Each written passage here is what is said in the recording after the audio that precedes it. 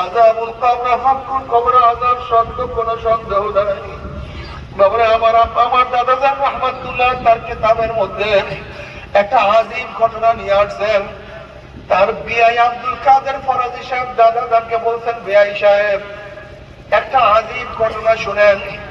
ঢাকার ম্যাচ ফ্যাক্টরির মালিক অনেক বড় ধনী, সারাদিন টাকা পয়সা নিয়েই ব্যস্ত থাকতো, নামাজ রোজার কাছেও যাইতো না। ওই ব্যক্তি মারা যাওয়ার পরে সবাই দাফন করিয়া যখন ঘরে চলে আসছে, তার ছেলে বলতে আমার 1000 টাকার একটা চেক পড়িয়া গেছে, চেকটাকে নষ্ট করিয়া কি লাভ, এই মাত্র তো দাফন করলাম। সবাই পরামর্শ করিয়া মাটি খনন করিয়া চেক উঠাবার জন্য রওনা করছে। আমিও তাদের সাথে গেলাম। গিয়ে আস্তে আস্তে যখন কবরের থেকে মাটি সরানো শুরু করলাম, কবর থেকে ধোঁয়া বাহির হওয়া শুরু হয়ে গেছে। আমরা চিন্তা করলাম এগুলো কিছু না। যখন আস্তে আস্তে বাঁশ উঠাইলাম, ধোঁয়াও পরিষ্কার হয়ে গেছে। বেআই সাহেব যখন কবরের লাশের দিকে তাকাইলাম, তখন দেখি লাশের জিভটা টানিয়া না বিস্তার করে ঝুলাইয়া ফেলাইছে, হাত পা ভাঙ্গিয়া কুঞ্চিত করিয়া ফেলাইছে।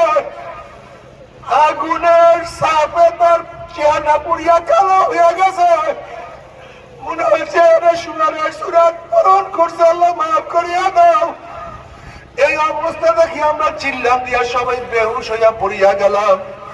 10-15 দিনের মধ্যে ঠিক মতো আমার মুখের মধ্যে খানা পিনাও যায় নাই।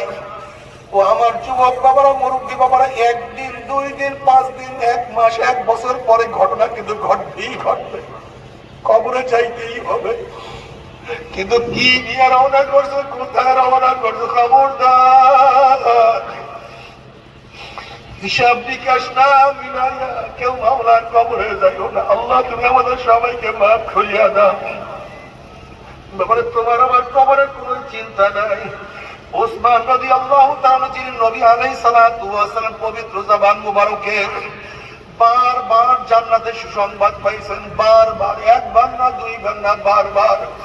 এই ওসমান গনি রাদিয়াল্লাহু তাআলা কবর দেখলে এমন ভাবে কান্নাকাটি করতেন, দাড়ি মোবারক ভিজিয়া ভিজিয়া পানি পড়তো। সাথীরা প্রশ্ন, হযরত আপনি কবর দেখলে এত বেশি কেন কান্নাকাটি করেন? তিনি জবাব দিলেন, হে আমার সাথীরা, আখিরাতের যতগুলি ঘাঁটি আছে এর মধ্যে প্রথম ঘাঁটি কবর। এই কবর যার সাথে ভালো ব্যবহার করবে আশা করা যায় পরবর্তী ঘাঁটিগুলিতে তার সাথে ভালোই ব্যবহার হবে। আর কবর যদি কারোর সাথে খারাপ ব্যবহার শুরু করিয়া দেয়, আর তো উপায় হবে না। আল্লাহ তুমি আমাদের সবাইকে মাফ করিয়া দাও।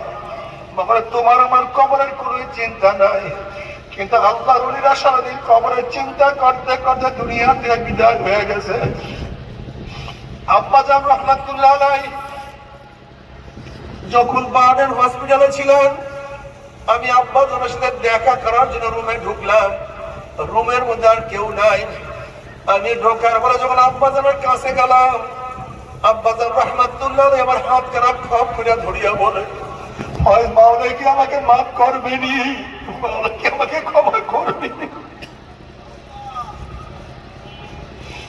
আমি বললাম, বাবা না, সারাদিন দিনের মধ্যে জীবনটাকে বেড়ে দিয়েছেন, আপনার সিনো মোহাম্মদও ঠিক মতো পাই না, আপনাকে মাওলা মাফ না করবে, কাকে মাফ করবে?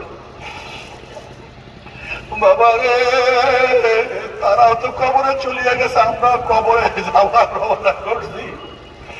কত আল্লাহ ওয়ালারা কবরে চিন্তা করতে করতে পরেশান হয়ে গেছে।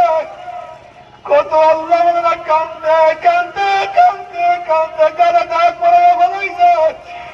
ওমর ইবনে খাত্তাব রাদিয়াল্লাহু তাআলা, যিনি গোটা আম্বিয়াদের পরে,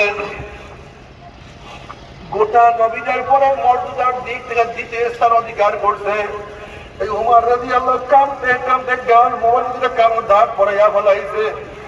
আব্দুল্লাহ ইবনে আব্বাস রাদিয়াল্লাহু তাআলা কাঁদতে কাঁদতে অন্ধ হয়ে গেছেন। রশিদ আহমদ গঙ্গুর রহমতের কাঁদতে কাঁদতে অন্ধ হয়ে গেছেন। শুধু বলতেন, মাওলা রে মাফ করিয়া দাও, ক্ষমা করিয়া দাও, তুমি মাফ না করলে উপায় নাই। আজকে তুমি আমি এত গুনাহ করি কিন্তু চোখে পানি নাই। আল্লাহ আল্লাহ তুমি আমাদের সবাইকে ক্ষমা করিয়া দাও।